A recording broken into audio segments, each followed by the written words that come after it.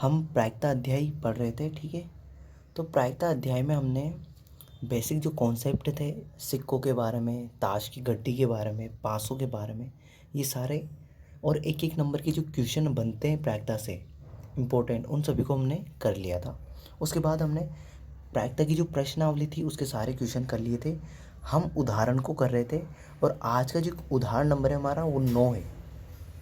Question number 9, उदाहरण number 9 है ये, जो कि आपको थंबनेल में या स्क्रीन पर दिखाई दे रहा है, ठीक है।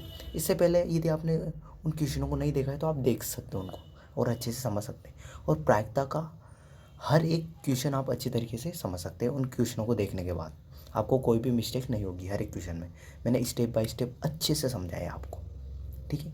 तो इस क्वेश्चन को भी उसी तरीके से करते हैं। तो चलिए शुरुआत करते हैं। तो ये क्वेश्चन है क्वेश्चन नंबर 9 या उदाहरण नंबर 9। हरप्रीत दो भिन्न भिन्न सिक्कों को एक साथ उछालती है, ठीक है। तो हरप्रीत क्या करिए, दो सिक्कों को उछाल रही है। उसके दोनों हाथों में एक एक सिक्का है। मान लीजिए कि एक सिक्का 1 रुपये का है तथा दूसरा सिक्का 2 रुपये का है। एक सिक्का तो कितने रुपए का है, 1 रुपये का है, और दूसरा सिक्का 2 रुपये का। तो आप सोचो कि हरप्रीत एक लड़की है, ठीक है। उसके दोनों हाथों में क्या है, सिक्के हैं। एक हाथ में 1 रुपये का, दूसरा हाथ में 2 रुपये का। वो उस सिक्कों को उछाल रही है, ठीक है। तो ध्यान रखना, दो सिक्कों के उछाल के जो कुल परिणाम होते हैं वो बनते हैं एच एच, फिर एच टी, फिर टी एच, और फिर टी टी। ये चार, दो सिक्कों की उछाल के कुल परिणाम कितने बनते हैं, 4। यहाँ पे बता देता हूँ मैं आपको, एच क्या है। एच ही यहाँ पे हेड, हेड जिसको बोलते अपन चित्त, चित्त है ना। और टी है यहाँ पे टेल, जिसको बोलते हैं पट, ठीक है। अब देखो, प्रायिकता का सूत्र होता है हमारा अनुकूल परिणाम बटे कुल परिणाम। प्रायिकता का सूत्र भी लिख देता हूँ मैं, प्रायिकता बराबर, प्रायिकता को किससे दर्शाते हैं, पी से। पी मतलब प्रोबेबिलिटी, ठीक है। प्रायिकता का सूत्र होता है अनुकूल परिणाम, अनुकूल परिणाम बटे कुल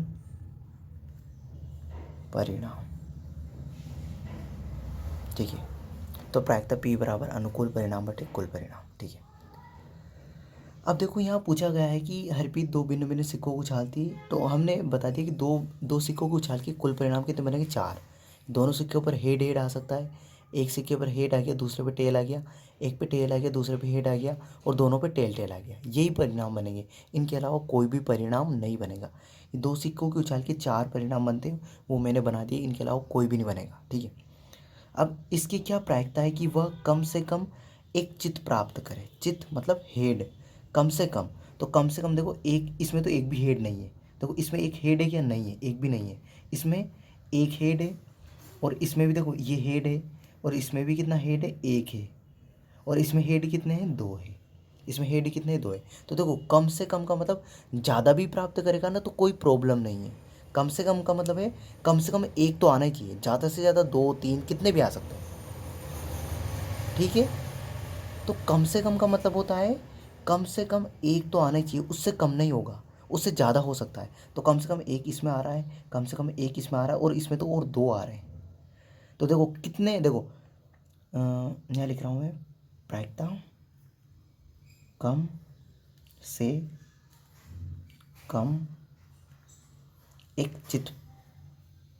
चित्त आने की प्रायिकता ना। तो ये अब बराबर का चिन्ह, ये बटे का चिन्ह। अब मुझे बताओ टोटल परिणाम, कुल परिणाम कितने हैं। तो 1 2 3 4, टोटल परिणाम तो कितने, 4। दो सिक्कों को उछाल के कुल परिणाम कितने होते हैं, 4। तो 4 तो नीचे लिख दिया। अब मुझे बताओ अनुकूल परिणाम कितने बन रहे हैं। तो 1 2 और ये 3, इन तीनों में तो हेड हेड आ रहा है ना, और किसी में हेड आ रहा है क्या, देखो एक तो इसमें हेड आ रहा है, एक इसमें हेड आ रहा है, और एक इसमें हेड आ रहा है। तो अनुकूल परिणाम कितने हैं, 3।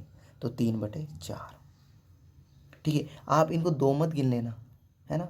2 हेड तो है वो, पर अनुकूल परिणाम कितना बनेगा, इसमें एक ही बनेगा। इससे भी कितना बनेगा, एक ही बनेगा, और इससे भी कितना बनेगा, एक।